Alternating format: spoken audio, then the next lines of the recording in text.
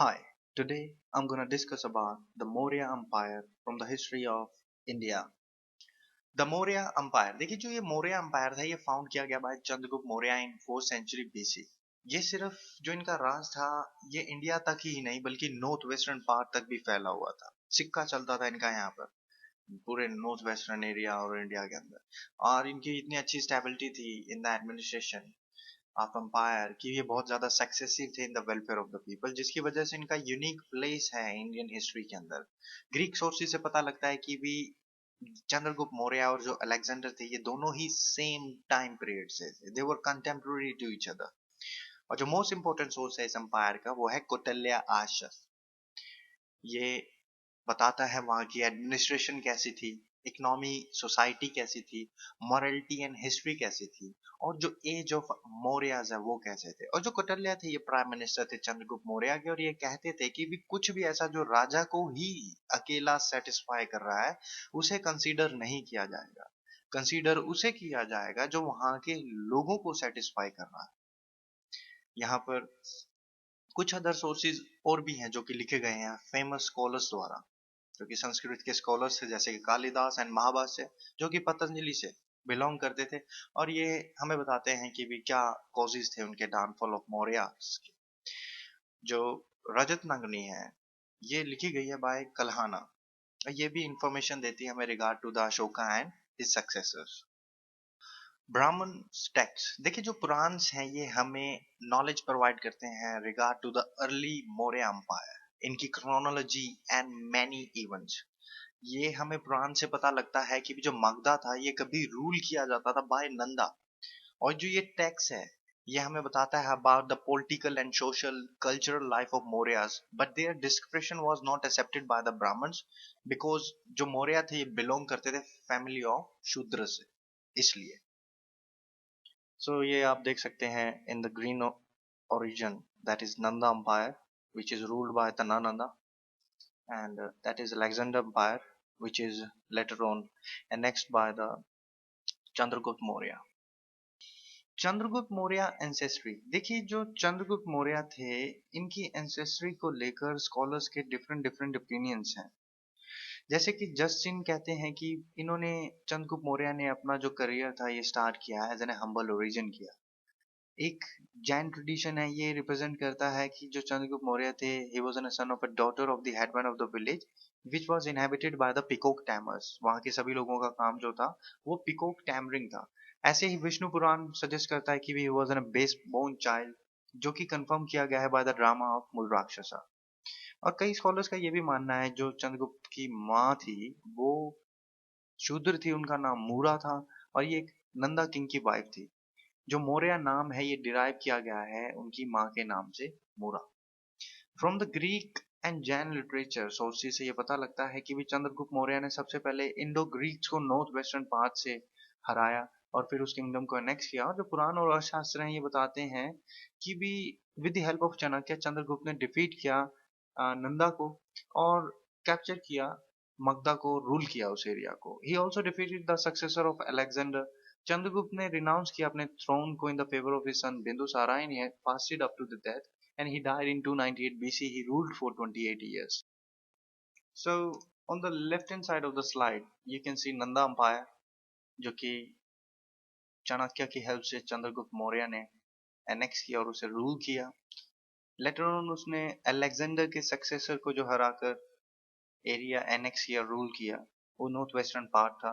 सो ये total conquest है चंद्रगुप्त मौर्य की। अशोका अशोका के पिताजी का नाम था बिम्बिसारा। ये ग्रेटेस्ट किंग थे और ये डिफाइन किया गया था, डिस्क्राइब किया गया था बाय H.G. वेल्स। इन्होंने कहा कि जो अशोक हैं ये ग्रेटेस्ट ऑफ ऑल किंग्स हैं। इनकी ग्रेटनेस कोई लिमिटेड नहीं है, इनका अंपायर बहुत बड़ा है, इनका जो करेक्टर है, इनके जो प्रिंसिपल्स हैं, जो इनके आइडल्स हैं, इन्होंने इसके लिए स्ट्रगल किया एज एन रूलर। और जो बुद्धिस्ट सोर्स हैं ये बताते हैं कि अशोका ने सीज किया थ्रोन को by killing his brother in 273 BC, और इन्होंने सेलिब्रेट किया अपने कोरोनेशन को in 269 BC and he preferred himself only as a raja. सिर्फ ये अपने आप को राजा कहलाना पसंद करते थे।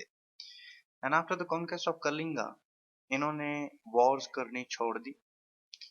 जस्ट बिकॉज ये जो ब्लड शेड था इस वॉर के अंदर, जो कि इन्होंने विटनेस किया था between the Magadha and Kalinga, ये उसके बाद वॉर्स पे गिव अप कर गए थे और इन्होंने अपना रिलीजन कन्वर्ट कर लिया था टू बुद्धिज्म।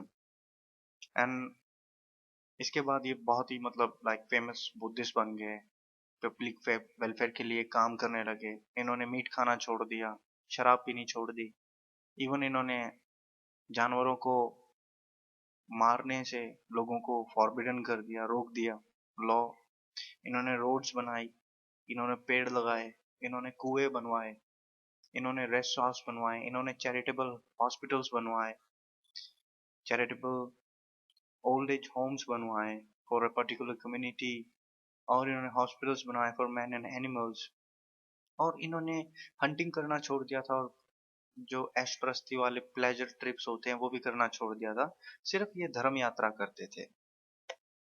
ये अशोका का किंगडम है जो कि इन्होंने 265 BCE में एनेक्स किया था। And this is how it looks like the whole India, the old history of India, the great king Ashoka.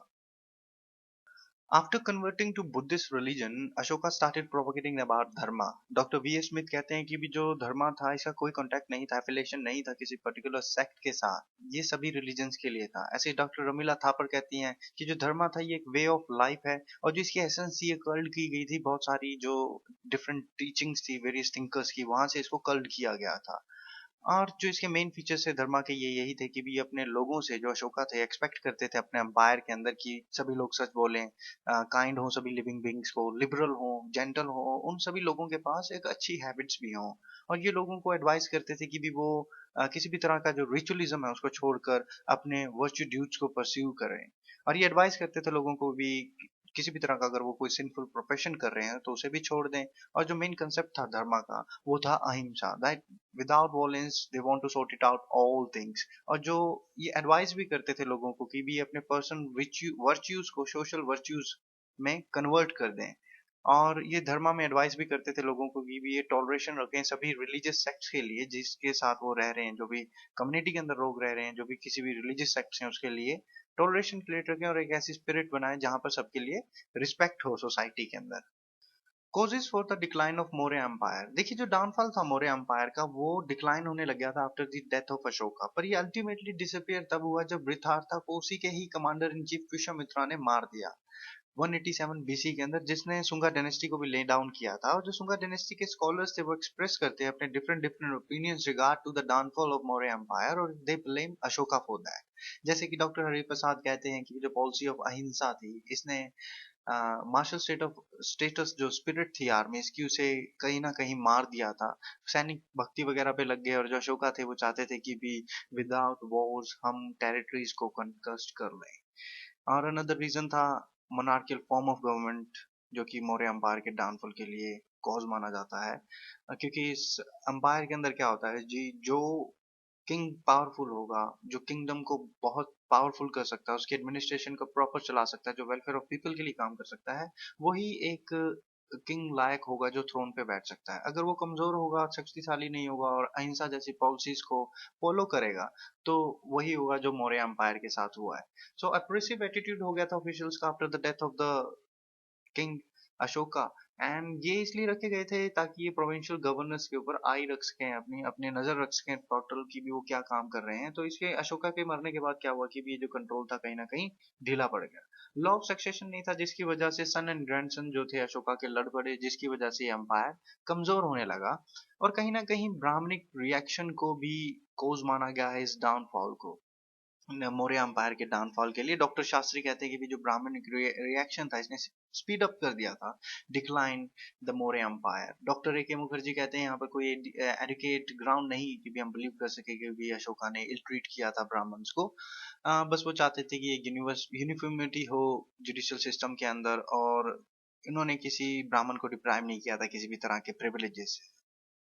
The Maurya administration, देखिए जो किंग है इसके लिए कोई इलेक्शन प्रोसेस नहीं था, हमेशा एल्डर सन ही सक्सीड करता था थ्रोन को, और जो किंग था ये हेड ऑफ द स्टेट था, और हर एक पर्पस के लिए किंग को as an deputy of god माना गया था on earth. He was the commander in chief of the arm forces, और ये अपॉइंटमेंट करता था कई तरह के लोगों की जो कि स्टेट फाइनेंस के मैटर्स को देख सकें, जो कि लोगों के रिप्रेजेंटेटिव बन सकें, जो कि स्पाइस से इंफॉर्मेशन ले सकें। इवन जो किंग था पावरफुल होने के बावजूद भी डिक्टेटर नहीं बना मौर्य एम्पायर के अंदर। मनु के अकॉर्डिंग कहा गया है कि भी जो किंग है ये भी अदर सिटीजन की तरह इसको भी फाइन लगाया जा सकता है अगर ये डिसोबे करता है किसी एस्टेब्लिश्ड लॉ को। और किंग को हमेशा ये याद रखना चाहिए कि ये अबव द लॉ नहीं है, जो धर्म है वही सॉवरन है, मतलब जो ड्यूटी है वही सॉवरन है, और he is expected to maintain law and order.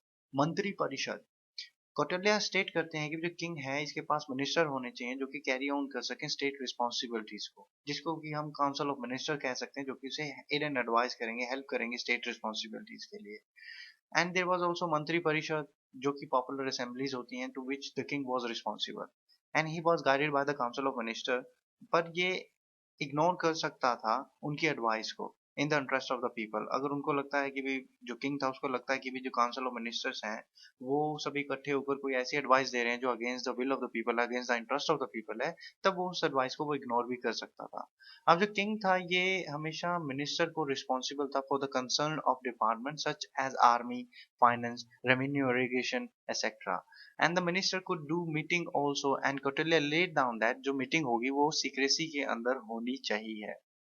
पूरा एंड जनपदा, देखिए दो असेंबलीज थी, इनको जाना जाता था by the assembly of people of the town and country, और जो मेंबर्स थे इस बॉडी के ये एसेंशियल थे किंगडम के लिए। They used to discuss the policies for the king and they were the advisory body of the king. जो टैक्सेस या फिर कोई एडवांस अगर अप्रूव किए जाने होते थे तो वो सबसे पहले असेंबली के अकॉर्डिंग अप्रूव किए जाते थे with the consent of the assembly, और जो असेंबली है ये किंग को बना भी सकती थी और हटा भी सकती थी। प्रोविंशियल गवर्नमेंट, ये हर एक प्रोविंसेस के अंदर बनाई गई थी, जो होम प्रोविंसेस थी उसको किंग कंट्रोल कर रहा था, और जो इंपॉर्टेंट प्रोविंसेस थी वो Prince of royal family control कर रहे थे। एस्पोनेज सिस्टम था मौर्य एम्पायर के अंदर, ये एम्पायर के अंदर क्या क्या हो रहा है उसके लिए स्पाइस छोड़े गए थे ताकि वो किंग को इन्फॉर्म कर सकें। इवन फीमेल स्पाइस भी यूज किए गए थे for the foreign countries affair, to know about the foreign countries affair. और जो कौटिल्य थे और चंद्रगुप्त थे ये कहते इनको इतनी इंपॉर्टेंस देते थे, they were next to the army. Military administration, देखिए जो मौर्य आर्मी थी ये कंसिस्ट करती थी 4 लिम्स, जिसमें इन्फेंट्री थी, कैवलरी थी, एलिफेंट्स थे, और चैरिट्स भी यूज किए जाते थे। और for the organisation of army यहाँ पर सेनापति को अपॉइंट किया गया था, और जो सोल्जर्स थे उस टाइम पे ये वेल इक्विप्ड थे by the swords, shields, lances, bows, javelin and buckles। But जो किंग था ये डिपेंड था मोस्टली ऑन द एलिफेंट्स। अब जो जुडिशियल एडमिनिस्ट्रेशन की बात करें मौर्य एम्पायर की, तो जो किंग था इसको फाउंटेन हेड ऑफ जस्टिस कहा गया है, और he was supposed to administer already established law। अब जो king था he was a head of the justice, but there was also special tribunals for that। 3 judges and 3 commissioners were also appointed for the fast and speedy trials। अब sources and income and expenditure की बात करें, जो main जो source था यहाँ पर income का वो था लैंड रेवेन्यू। और अगर किसी एम्पायर के अंदर कोई इनकम ना हो तो ऑब्वियसली वहां के जो लोग हैं वो रिवोल्ट करेंगे against the king. Road and irrigation के प्रोजेक्ट्स भी यहाँ पर यूज करे गए, बड़े बड़े पब्लिक हाईवेज बनाए गए, लार्ज कैनल्स बनाए गए, इरिगेशन प्रोजेक्ट्स लगाए गए। Example was imitated in the provincial governors, जो भी एग्जाम्पल्स थे ये इमिलेट करे गए इन द प्रोविंशियल गवर्नर्स को। और जो प्रॉपर केयर की गई यहाँ पर पब्लिक हेल्थ के लिए, प्रॉपर रूल्स बनाए गए फॉर द सैनिटेशन पर्पज, और जो स्ट्रिक्टली इन्फोर्स किए गए थे hospitals, even for the humans and for the animals hospitals also. Thanks for watching. Subscribe the channel if you love the content.